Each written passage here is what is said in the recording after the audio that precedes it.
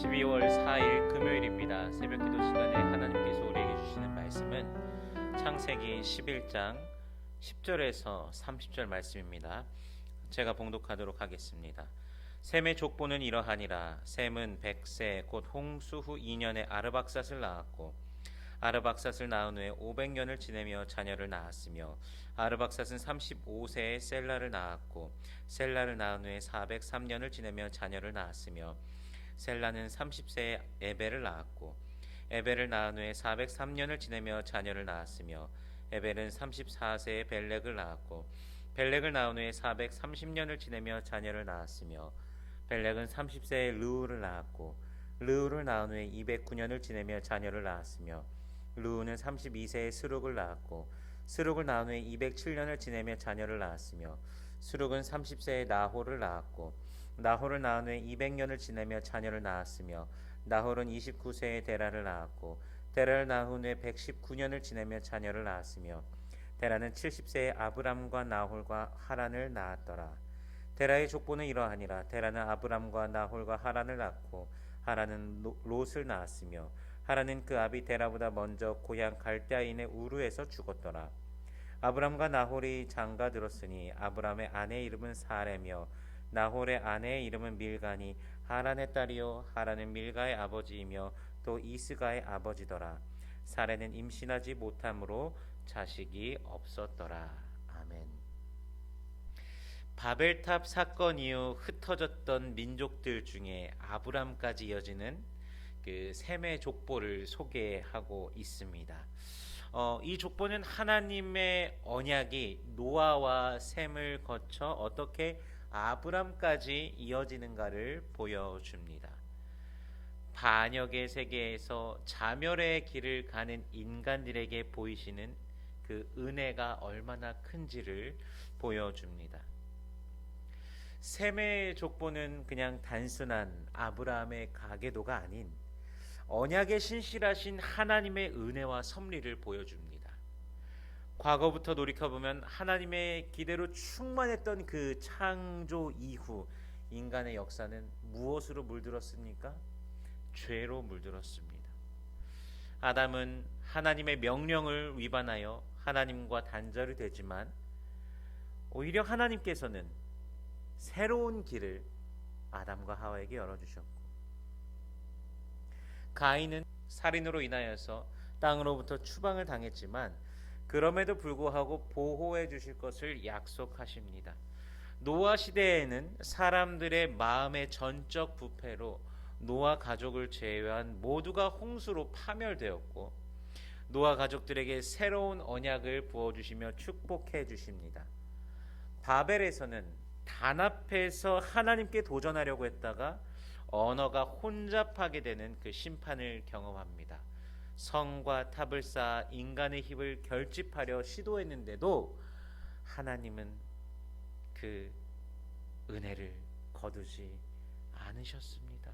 또다시 그분의 방법으로 인간을 쓸어버리실 수 있지만 그렇게 하지 않으신 겁니다.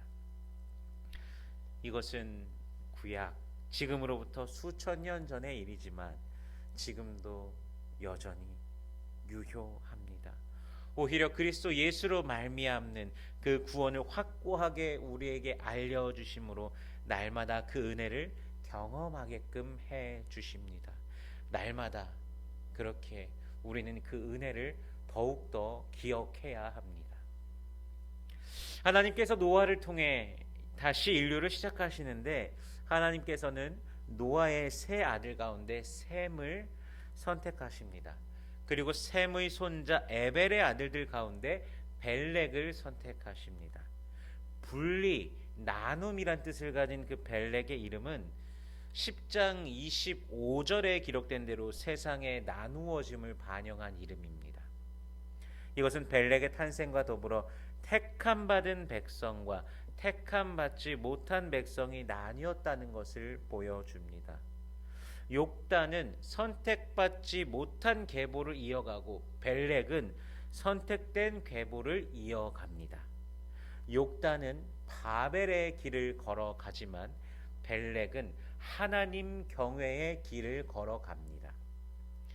아담의 열째 후손으로 노아가 나온 것처럼 셈의 열째 후손으로 아브람이 나옵니다. 모든 역사가 하나님의 주권적 역사입니다. 하나님의 세밀한 그 계획, 계산을 우리는 감히 상상도 할 수가 없습니다. 그 지혜를 우리가 어찌 감히 알겠습니까? 하나님의 선택과 관련하여 사도 바울이 말라기의 그 말씀을 인용해서 이렇게 로마서 9장 13절에서 말합니다. 기록된 바 내가 야곱은 사랑하고 에서는 미워하였다 하심과 같으니라. 또한 하나님의 구원의 계획의 그 깊은 뜻에 대해서는 또한 이렇게 말합니다. 로마서 11장 33절에 깊도다 하나님의 지혜와 지식에 부요하며 그의 판단은 측량치 못할 것이며 그의 길은 찾지 못할 것이로다. 즉 우리를 선택하심이 하나님의 전적인 주권으로 선택하신 것이며 지금도 우리가 감히 다 깨달을 수 없는 그 지혜로 구원의 계획으로 우리를 이끌고 계시는 것입니다. 데라의 후손을 기술하며 다음 이야기에 등장할 인물을 또 오늘 본문은 소개합니다. 특히 오늘 본문의 마지막 30절에 이렇게 기록되어 있습니다. 사레는 임신하지 못함으로 자식이 없었더라. 사레가 임신하지 못해 자식이 없었다는 것은 겉으로 보면 실망한 것처럼 보여지지만 오히려 희망을 부어주시는 그 하나님의 은혜를 암시하고 있는 구절입니다. 사망 아래 있는 인류를 구원할 하나님의 계획은 아브람과 사레를 통해 이어질 것을 보여주시는 것입니다. 우리의 삶에 있어서도 절망적인 순간 또는 상황에 있을 때 오히려 하나님을 바라보면 하나님께서 일하시기 가장 좋은 때, 우리에게 아무것도 없을 때가 하나님께서 역사하시기 가장 좋은 순간입니다.